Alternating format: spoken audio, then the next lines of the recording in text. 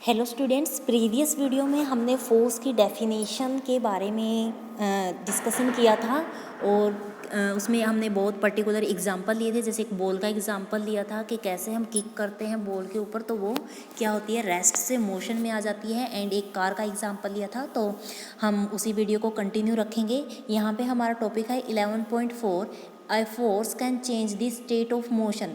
मतलब अब आपको फोर्स के बारे में अच्छे से पता चल गया है कि पुल और पुश और एक्टिविटी भी की थी, जिसमें जैसे पिकिंग था और लिफ्टिंग था। मतलब कि वो एक पर्टिकुलर, और हमने उनको सबको क्या नाम दे दिया था कि हम उनको क्या बोलेंगे कि हम किसी भी चीज़ को या वर्क को कर रहे हैं तो फोर्स अप्लाई करके कर रहे हैं।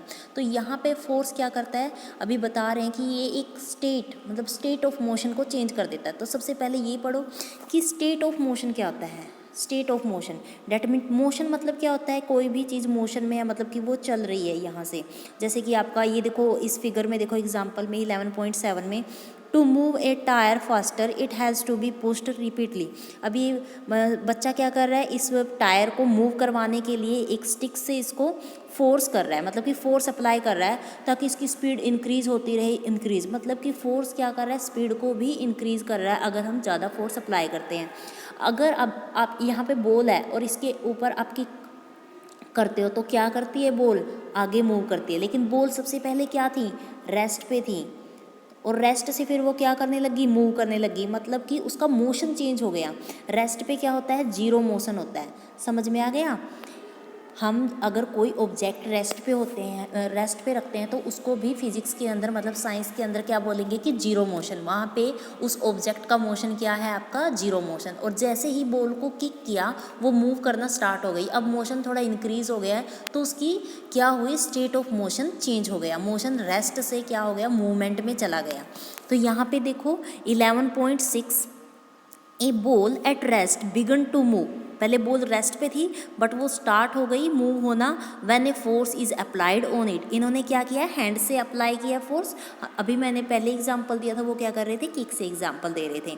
ऐसे ही नेक्स्ट क्या है, अगर हम किसी फोर्स के ऊपर, सॉरी किसी ऑब्जेक्ट के ऊपर फोर्स अप्लाई करते हैं तो वो स्पीड चेंज करने के साथ साथ क्या चेंज करता है, शेप भी चेंज करता है।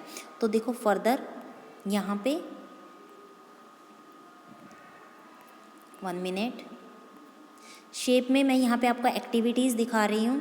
जैसे कि अ लंप ऑफ डफ, आटे को गूंथते हैं तो उसका अगर लंप बनाते हैं तो वो प्लेट में उसकी शेप चेंज होती रहती है, क्योंकि हम इसको क्या कर रहे हैं, प्रेस कर रहे हैं, बार बार फोर्स अप्लाई कर रहे हैं, तो उससे क्या हो रही है, शेप चेंज हो रही है। ऐसे ही यहाँ पे जैसे ही हम देखो सोफ़े पे घर पे बैठते हैं तो क्या करता है, सोफ़ा थोड़ा नीचे प्रेस हो जाता है, मतलब कि हमने क्या अप्लाई किया, फोर्स, और जिसकी वजह से सोफ़ा नीचे चला गया, मतलब कि शेप चेंज हो गई।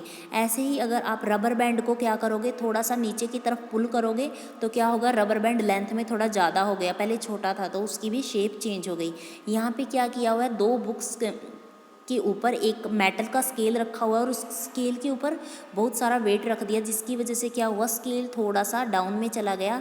डैट मीन्स स्केल की शेप भी चेंज हो गई। तो यहाँ पे हमने क्या दो बातें पढ़ी हैं कि फोर्स से क्या हो रहा है, एक तो स्टेट ऑफ मोशन चेंज होता है और एक क्या होती है, शेप चेंज होती है। तो अब हम यहाँ से देखो क्या करेंगे, यहाँ देखो, ए change in either the speed of an object और its direction of motion.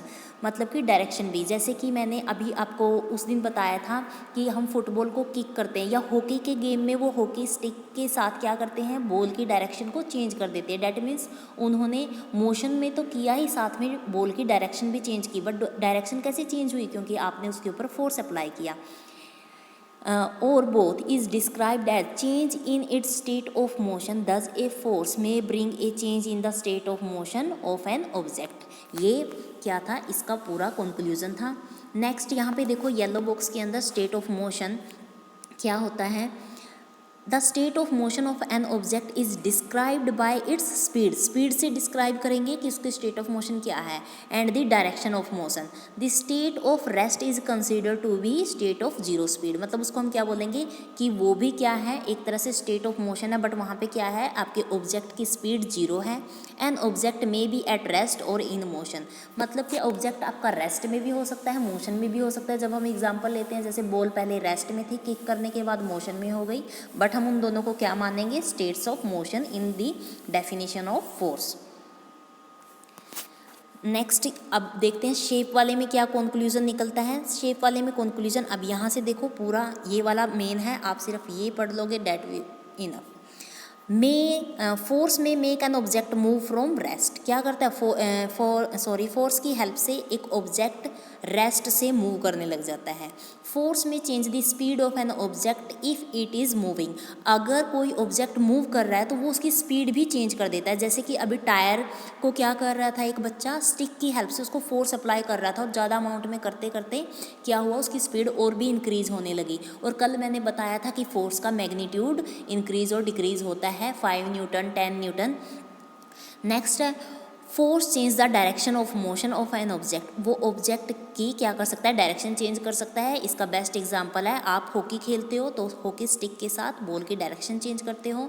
Force में bring about A change in the shape of an object, अभी ऊपर डिस्कस किया है।